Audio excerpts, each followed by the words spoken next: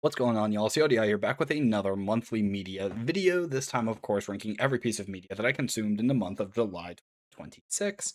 And Oh, well, as you can see, there's not much here. I'm also on a bit of a time crunch to get this out, so yeah, the runtime of this video should reflect that, and in general, I'd like to shorten these a little bit anyways, so it just kind of works out all around. And lastly, there are timestamps below if you want to avoid spoilers in their entirety. Either way, at number 5, the worst piece of media that I consumed this month ended up being Obsession, and this is another month where all of the media that I consumed was pretty good. I liked Obsession. I thought that it was a fine movie. I personally am rather adverse to horror, especially horror movies, since my personal experience with them usually amounts to little more than shock value and jump scares. It's just not for me.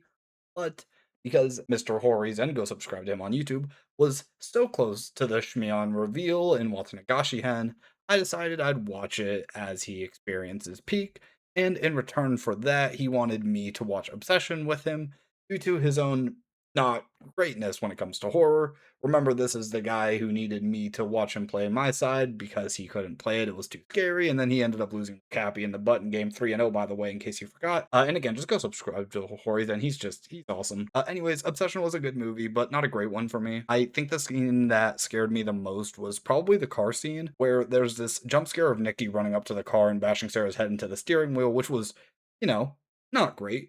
But what actually scared me wasn't the jump scare, it was the realization that she had a brick. I don't know why, but that's what got me because I didn't notice the brick. I was losing my mind, dude. It was terrible. Either way, I think that Nikki herself is the obvious star of the movie. Her actress does a completely phenomenal job of capturing what I think the director was going for. Perhaps the most haunting scene in the entire film for me being the "It's not me" scene.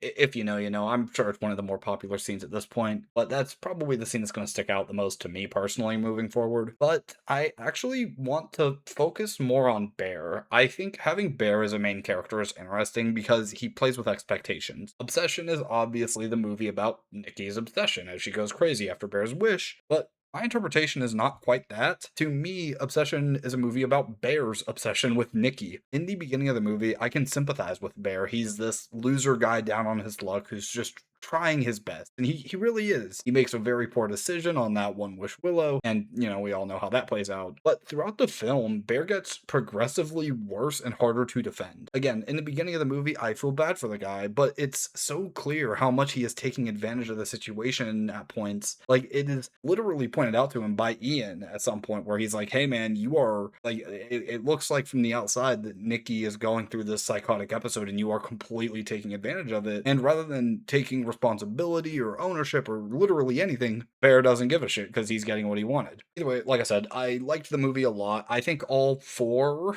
main actors are really good. Justice for Sarah and Ian, though, they both deserved better. I actually liked both of them a lot. And the whole, like, I wish for $1 million or $1 billion or whatever the hell it was. Bear, yeah, he got exactly what was coming to him. And of course, for Nikki herself, the real Nikki, she deserved better too. Because holy shit, man, like waking up in that ending, that is. But either way, at number 4, I actually have another movie, which is crazy because I just don't watch movies. But here I am watching two in the same month. I actually cannot fucking believe this. But yeah, Shibo Yugi, Cloudy Beach, a movie that adapts to volume 3 of Shibo Yugi, who would have thought? I think I actually prefer the movie, to be honest, in this particular instance. There are definitely things that the book does better, but I think the movie actually does some stuff better. There's a whole new plot point in the movie with Yuki being under the impression that she herself killed Essay and is going crazy and is breaking down psychologically, which, oh my god, it gives me so much faith in them to adapt my favorite scene across the series if we do get a season 2. Anime onlys ain't ready for the plunge, I'll tell you what. Either way, I liked the movie, like I said. This is adapting perhaps the weakest entry in the light novels for me out of what is available currently in English, but I leave the film liking it a good bit. I think it's a really good continuation of the anime. And at number 3, this is actually kind of brutal. The top three are all series that could have been number 1 had the month been different. But at number 3, I have Triple S Class Revival Hunter, a series that I reread this month and caught up to, and I loved it again on the reread. Kim Gonja is a great protagonist that is super easy to root for, pretty much from the hide and seek scene on. The martial arts arc is one that I personally liked a good bit more than I ever thought that I would on both the previous read and this one. But yeah, no, screw all that stuff. The reason this series is so beloved to me is the Otome Isekai arc. It is just It's so good. It's so good. The dynamic between Gongja and Raviel is just incredible, especially with how quickly they get me to give a shit about their dynamic. The idea of having two regressors in love despite being on different time frameworks is it's so cool. And the way they do it makes sense. Chemistry of these two is just immaculate. It is everything you would want in a romance series, let alone a romance arc. Speaking of arcs though, I did get to experience the newest one for the first time and it was good. The Constellation Killer arc, I mean. It's no Otome Isekai, obviously, but it is still good stuff. And also, fuck them for that cliffhanger at the end. That was that is so annoying. But I'll be back on the manhwa whenever it comes back, I'm sure. Moving on to number two, and if the last one was kind of brutal, this one, super brutal. Anime Experience, Icy Jelly. If you are listening, I am so sorry. At number two, I have Clanad. Also, sub to Anime Experience and Icy Jelly. But either way, yeah, Clanad. So if you're wondering why I only got through 5 pieces of media, 2 of which being movies and 1 of which being well, because finished this month, we'll get into it soon. It's because I read all of Clanad, which was shockingly not short. But yeah, I binged the hell out of this one, completing every route in 1 month while having a full-time job, while working on YouTube videos, and while somehow maintaining a semblance of a social life. Either way, obviously, it took away a lot of free time. Who would have guessed? Clanhead is just super moving. I think that goes without saying. It is a very emotionally rich story and one that I dodged spoilers for years until being spoiled on After Story like a week before I started After Story. How fun. But yeah, it does live up to the hype for me. I think it's a wonderful story that succeeds in ways that I didn't really expect it to. Clanhead pretty easily has one of my favorite adult casts in any series that I've read. Genuinely, the adult cast in Clanad is so strong. I am choosing to keep this brief though because of the reasons I mentioned earlier. Um, but also there's the fact that I'm gonna be making a Clanad video, so that's happening. Very much so in a similar vein to the Higurashi video that I'd made recently, where I ranked all the arcs in Higurashi. I'm gonna be doing a very similar thing where I'm gonna be ranking all 16 Clanad routes.